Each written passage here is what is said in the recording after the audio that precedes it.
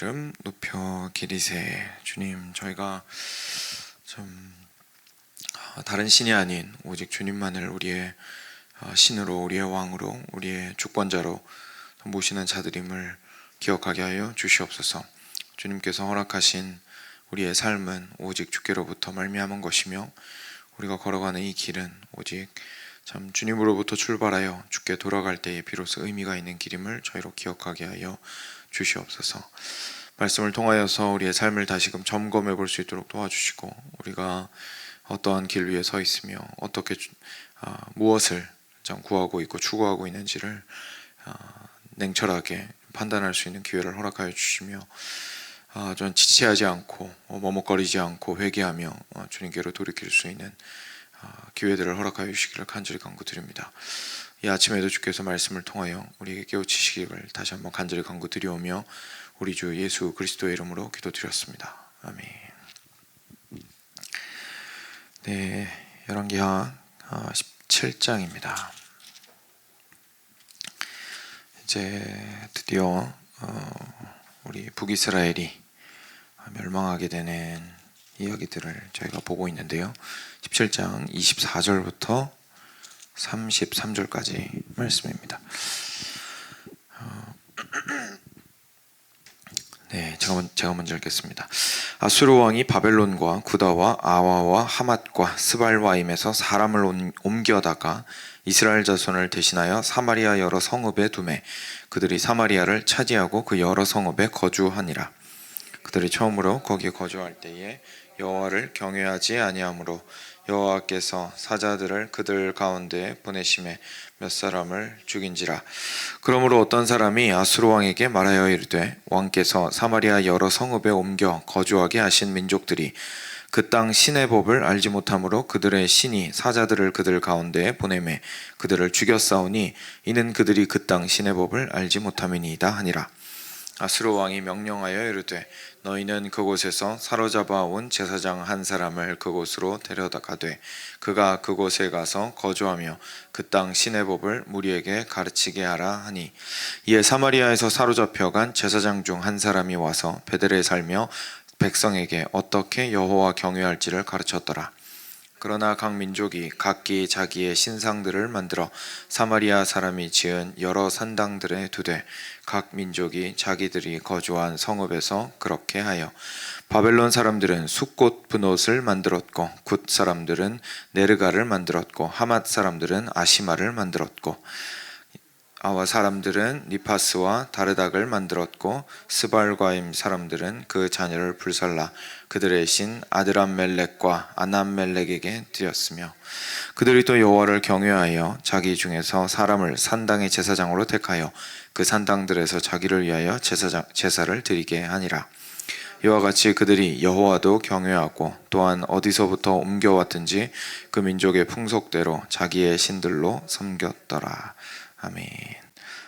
네, 이제 어제 본문이었죠. 호세아 왕 때에 이렇게 결국은 아수르가 와서 이스라엘이 멸망하게 된 것을 저희가 보게 되었습니다. 그래서 유다 지파 외에는 남은 자가 없는 상황에 대해서 이제 이야기를 하시면서 어제 본문이 마무리가 되었습니다. 그리고 나서 이제 오늘 부분이 시작이 되는데요. 그 당시에 이제 아수르 왕이 제가 지난주 새벽 예배 때인가요? 잠깐 말씀드렸던 것처럼 오늘도 보지만 그 종교에 대해서는 좀 포용하는 정책을 펼쳤었거든요. 그리고 이제 혼합 정책을 펼쳤었죠. 그래서 같이 섞어버리는, 포용하면서도 이제 같이 살게 만들다 보니까 결국은 섞이게 되는 것들을 좀 오늘 보게 되는데, 그래서 아수르 왕이 바벨론, 구다, 아와, 하맛, 스발와임 막 이런 곳에서 사람들을 데려다가 사마리아에 거주를 시켰습니다. 그러니까 막 뒤섞어 버리는 거죠. 이것도 사실 엄청난 건 게, 이게 뭐 사람이 주스도 아니고 그죠? 이렇게 저렇게 몇 개 섞어가지고 돌려가지고 블렌더로 돌리는 것도 아니고, 그 당시에는 이렇게 자기가 살던 동네를 이주해서 어디에 뿌리 박는다는 게 참 어려운 때잖아요. 근데 유목민이 아니라면 그러기가 쉽지가 않은데 그냥 그대로 뿌리 뽑아가지고, 그것도 한 군데도 아니고 여러 군데에서 뿌리 뽑아서 데리고 와서 이제 사마리아에 강제로 심은 겁니다. 그래서 굉장한 권력이 있었던 나라라는 것도 확인을 해볼 수가 있죠. 그래서 이 사람들이 사마리아를 차지하고 거기에 있었던 여러 성읍에 이제 거주하기 시작했습니다. 결국 이민자 도시가 된 거죠. 쉽게 말해서 이민자 도시가 되어버렸습니다. 처음으로 거기에 거주할 때에 여호와를 경외하지 않았습니다. 그렇죠. 왜냐하면 여호와 하나님, 그 당시 이스라엘의 하나님을 믿고 경외하고 따르고 그 율례를 지키는 것은 결국 이스라엘 백성들, 유대인들에게만 국한된 것이었기 때문에 외부에서 온 사람들은 당연히 여호와를 경외하지 않았습니다. 네, 하나님께서는 사자들을, 이 사자는 진짜 사자입니다. 동물 사자. 그래서 동물 사자들을 그들 가운데 보내심에 몇 사람을 죽였습니다. 그래서 실제로 어떤 뭐랄까요, 이렇게 그 엘리사를 놀렸던 아이들에게 곰이 나와서 이제 그 청년들을 찢었던 것처럼 하나님께서 여전히 당신의 권위로 이 땅을 다스리신다라는 것을 이제 보여주시기 위해서 여호와를 경외하지 않는 그들에게 사자를 보내서 며칠 찢으셨습니다. 그랬더니 그것을 보고 이제 아수르 왕에게 그 소식이 전달이 되었습니다. 그래서 사람들이 가서 이렇게 말했죠. 왕께서 사마리아 여러 성읍에 옮겨 거주하게 하신 민족들이 그 땅 신의 법을 알지 못하므로 그들의 신이 사자들을 그들 가운데 보내매 그들을 죽였사오니 신의 법을 알지 못해서 그렇습니다. 그러니까 그 땅에 원래 신이 여호와라는 사실은 다 알고 있는 거죠. 그래서 여호와 하나님의 자기들 생각에는 이 땅을 다스리는 분인데 그분 법을 그래도 지켜야 우리가 좀 살 수 있을 것 같은데 거기 있는 이주자들이, 이민자들이 그거 모르고 자기 맘대로 살아서 지금 봉변을 당하고 있습니다. 더 큰일 당하기 전에 조처를 좀 취해야 될 것 같습니다. 이제 이렇게 얘기를 한 거죠. 아수르 왕이 그러면은 우리가 그 사로잡아 온 사람들 중에서, 유대인들 중에서 제사장이 있으니까 한 명 다시 그곳으로 다시 데리고 가서 교육시키게 해라. 이제 이렇게 얘기를 한 겁니다. 그래서 제사장을 다시 데리고 갔습니다. 그리고 가르치게 했죠. 그래서 베델에서 살면서, 그죠? 베델에서 살면서 그들에게 이제 어떻게 여호와를 경외하는지를 가르쳤습니다. 쉽게 말해서 율법이라든지 제사법이라든지 이런 것들 가르친 거죠. 그렇지만 각 민족이 각기 자기의 신상들을 만들어 사마리아 사람이 지은 여러 산당들에 두되 각 민족이 자기들이 거주한 성읍에서 그렇게 하여. 그러니까 이 사람들이 그렇다고 해서, 배웠다고 해서, 단순하게 배웠다고 해서 이거를 자기들이 이제까지 평생, 심지어 조상들과 지금 현재 같이 있는 가족들까지 섬기고 있는 그 신을 하루아침에 버리기는 힘들겠죠. 그러니까 그대로 그냥 가지고 왔고 거기서 다시 새로 만들어가지고 자기들 거주하는 곳에다가 여전히 두었습니다. 그래서 이어지는 30절과 31절에서 많은 신들이 이렇게 그 사마리아를 차지하게 된 것을 보게 됩니다. 그리고 심지어 자기 자녀를 불사르는 사람들은 자기들의 그 풍속까지도 같이 가지고 온 것을 보게 되죠.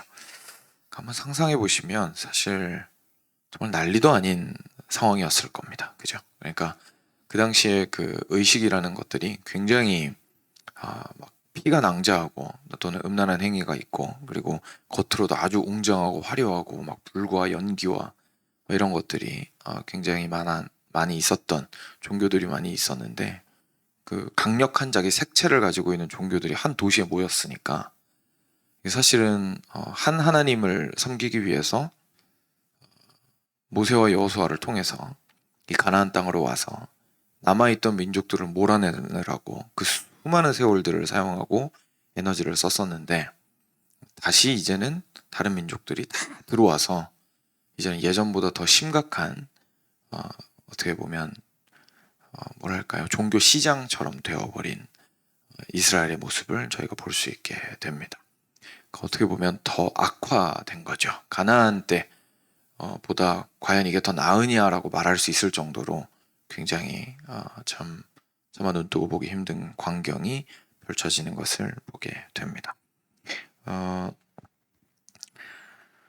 네, 그리고 나서 마지막에 32절과 33절에 이제 정리를 하고 있는데요. 그들이 또 여호와를 경외하여라고 얘기하고 있죠. 그러니까 이 사람들이 하나님을 받아들이지 않았냐면 그건 또 아니었던 겁니다. 왜냐하면 거기서 장사하고 또 농사지으면서 살아야 되니까 그 땅의 신이라고 생각이 되는 여호와를 받아들였습니다. 그래서 자기 중에서 사람을 산당의 제사장으로 택하여, 일단 이거부터가 말이 안 되죠. 그러니까 레위인을 택해야 되는데 자기들이 원하는 사람을 일단 제사장으로 택해서 그리고 산당에서 자기들을 위하여 제사를 드리게 했습니다. 이와 같이 그들이 여호와도 경외하고 또한 어디서부터 옮겨왔든지 그 민족의 풍속대로 자기의 신들도 섬겼더라고 이야기하고 있습니다. 참 어떻게 보면 뭐랄까요, 놀라운 증언이라고 할 수 있겠죠. 역사입니다. 아까 저희가 조금 생각해 보았던 것처럼 이스라엘이 처음에 어떻게 시작되었는지를 생각해 본다면 유대 민족들이 어떻게 여기까지 그 고생을 하면서 들어왔고 하나님께서 얼마나 놀랍게 그 땅을 그들에게 이스라엘 백성들에게 허락하셨는지를 기억해 본다면 오늘 보는 이 광경은 정말 하나님이 보시기에 얼마나 분통 터질 일이고 얼마나 슬퍼하실 일인지를 저희가 조금이나마 생각을 해볼 수 있을 것 같습니다. 오늘 말씀을 통해서 몇 가지 조금 구체적으로 한번 저희의 삶을 돌이켜보기를 원합니다. 사실 우리는 이런 시대를 살아가고 있습니다. 그렇죠? 그러니까 아까 제가 일부러 조금 강조를 해서 그 당시에 이제 종교 문화 같은 경우에는 겉으로 아주 이렇게 드러나는 방식으로 이렇게 자기들이 믿는 신을 아주 독특하게 제사하고 이런 것들을 이제 겉으로 막 드러냈었던 시대였는데 지금 좀 특별한 것이라면 그걸 겉으로 안 드러내죠. 지금 시대는 모두가 공유하고 있는 정신은 있습니다. 그렇죠? 그러니까 우리 모두 자본주의 시대에 살고 있고 돈이 가지고 있는 가치랄지 교육을 통해서 배우고 있는 일관된 가치관이나 세계관 같은 거는 이 시대가 공유하고는 있지만 이 사람들 마음속에 어떤 믿음이 있냐면 그건 어떤 특정한 종교적 믿음이라는 생각은 별로 없죠. 돈에 대한 가르침이 특정한 종교에서 나왔다고 아무도 생각 안 하잖아요. 그리고 건강에 대한 거라든지 아니면 과학에 대한 거라든지 이런 거에 대해서 특별한 종교에 경도된 거다 이런 생각 아무도 안 합니다. 그죠? 그러니까 오히려 지금 현대인들은 어떻게 생각하냐면 이것들은 다 중립적인 것들이고 종교 중립적인 것들이고 우리 신앙이랑 상관없이 사람이 똑똑해서 만들어낼 수 있었던 것들이고 발견할 수 있었던 것들이고 지금까지 세워올 수 있었던 체계다 이렇게 생각을 하죠. 그리고 나서 이제 종교의 영역은 따로 있습니다. 그죠? 줄 확 그어놓고 과학은 그 길로 넘어가지 않습니다. 객관적인 진리 이런 건 그쪽으로 넘어가지 않습니다. 줄 쫙 그어놓고 종교의 영역이라고 한 다음에 그 종교의 영역은 전부 개인의 삶으로 스며들어 가 있습니다. 그래서 아무도 모릅니다. 그죠? 아무도 모릅니다. 제가 어버 미시간에서 교수를 하고 있는 친구가 한 명이 있는데 얼마 전에 이제 잠깐 시카고를 들러서 저한테 얘기를 했는데 대학교에서 자기 자신이 그리스도인이라고 드러내는 사람 정말 한 명도 없다고 합니다. 이 친구가 한국에서 와가지고 원래 한국에 있을 때부터 전도를 열심히 하던 친구였거든요. 교수인데 학생들한테 앉혀놓고 학생 오피스 아워에 면담하러 오면 얘기하는 거예요. 내가 너한테 전공 관련해서 이런 것도 가르쳐 줄 수 있지만 진짜 네 인생이 중요한 이야기를 내가 해줄 수 있어 라고 하면서 이제 예수님 얘기를 막 꺼내는 겁니다. 그러면 이제 재밌는 일이 듣기 싫은 애들은 이제 안 듣겠다고 하는데 더 재밌는 건 뭐냐면 펄쩍 뛰면서 너무 놀라면서 선생님 저도 크리스찬이에요. 근데 저 크리스찬 선생님 중에 자기가 예수님 믿는다고 말하는 사람이 처음 만나봤어요. 라고 얘기를 했다는 겁니다. 그러니까 지금 그런 시대를 살고 있죠. 그러니까 우리가 살고 있는 시대에서 공유하고 있는 가치관은 비종교적이다라는 게 머리에 박혀 있고요. 그리고 종교적인 건 그냥 네 개인적인 거. 요게 저희가 살고 있는 미국 문화고 그리고 그게 이제 전 세계로 뻗어나가고 있는 중이고 많은 경우에 뻗어나가 있죠. 이미 정착을 해버렸죠. 그래서 한국도 이제 그런 분위기라고 생각을 해도 과언이 아닌 것 같고요. 그래서 지금 저희는 그런 시대에 살고 있습니다. 그런데 겉으로 봤을 때는 그래서 이때랑은 좀 많이 다르다고 느껴질 수 있습니다. 왜냐면 딱 겉으로 봤을 때는 이때는 여기서는 자녀들 불사르고 있고 저기서는 또 다른 방식으로 제사 드리고 또 오늘 보았듯이 하나님 믿는 것도 동일하게 여기서는 또 제사 지내고 있고 번제, 화목제 이런 거 드리고 있고 그랬었지만 지금 저희는 그렇진 않으니까 건물 안에 숨어가지고 저희들 이렇게 공유하는 사람들끼리만 쉬쉬하면서 얘기하고 밖에 나가서는 그냥 착한 일만 하고 다들 그러고 살고 있죠. 그래서 좀 다르다고 느껴질 수 있습니다. 그런데 사실 그 밑바닥을 보면 결국 비슷한 것을 보게 되고 그리고 무엇보다도 하나님께서 우리를 보시면서 하나님께서 요구하시는 것은 변하지 않았다라는 것을 저희가 좀 생각해 볼 필요가 있습니다. 우리는 환경에 따라서 마치 하나님이 우리한테 요구하시는 게 변한 것처럼 생각을 하게 됩니다. 마치 이때는 하나님께서 강력하고 이 땅을 다스리시는 하나님으로서 나타나셨고 그걸 이스라엘 백성들이 인정하고 그리고 그 힘을 얻어서 살아가기를 원한다고 생각하면서 이 땅 가운데에서 있는 방금 말씀드렸던 그런 마치 하나님이 없는 것 같은 세계와 그리고 결국은 개인적인 영역에서 종교 생활을 하는 그 모든 영역에서 하나님을 믿는 나의 신앙이 설 자리는 없다고 생각하면서 그냥 몸살이면서 사는 것이 이 땅을 살아가는 방식이라고 착각하고 있을 수가 있죠. 그렇지만 하나님께서는 동일하게 지금도 그리고 그때도 요구하고 계십니다. 내가 너희의 유일한 하나님이다 라고 이야기하시는 거죠. 예수님만이 유일한 통로다 라고 이야기하시는 것이 하나님께서 우리의 삶 가운데에 이야기하시는 것들이라는 것을 일단 기억할 필요가 있습니다. 두 번째로는 저의 삶을 좀 돌이켜 보았을 때에 방금 말씀드린 것처럼 결국 이 시대나 그 시대나 큰 차이가 없다는 것이 저희의 신앙이 이제 방금 말씀드렸던 그렇게 두 층위로 이렇게 간단하게 선이 그어지는 것 같지만 사실 그렇지가 않죠. 정말로 실상을 이렇게 까고 들어가 보면 결국은 그 안에서 무슨 일이 일어나고 있냐면 가치관과 세계관의 혼재가 일어나고 있습니다. 뒤죽박죽이죠. 다 뒤죽박죽이죠. 여러분 중에 몇 분이나 과연 나는 성경적인 세계관을 가지고 굉장히 클리어하게 어디서부터 어디까지가 맞고 어디서부터 어디까지가 틀리고 새로운 가치관이 막 등장을 해요. 예를 들어서 막 AI가 올라오고 이렇게 새로운 윤리가 이렇게 제시되어야 하는 막 트랜스젠더가 생긴다든지 어려운 문제들이 막 발생을 합니다. 그죠? 그런 상황을 보면서 얼마나 클리어하게 내가 생각이 가능한가, 얼마나 클리어하게 이 세상을 내가 바라볼 수 있는가. TV에서 내가 좋아하는 사람이 나와서 말을 하고 심지어 그리스도인이라고 하는 사람이 나와서 간증을 할 때에 나는 과연 얼마나 클리어하게 보이는가 라고 질문을 해보신다면 얼마나 자신 있게 말씀하실 수 있는지 모르겠습니다. 사실 이 시대는 굉장히 아이러니하게도 클리어하게 보는 사람이 욕먹는 시대입니다. 왜냐하면 클리어하게 보면 선이 생기기 때문에 그렇습니다. 클리어하게 보면 선이 생기니까, 선이 생기면 불편하죠. 피차 불편하니까 야, 다 좋은 게 좋은 거고 다 예수님 믿는 거지, 이렇게 되는 거죠.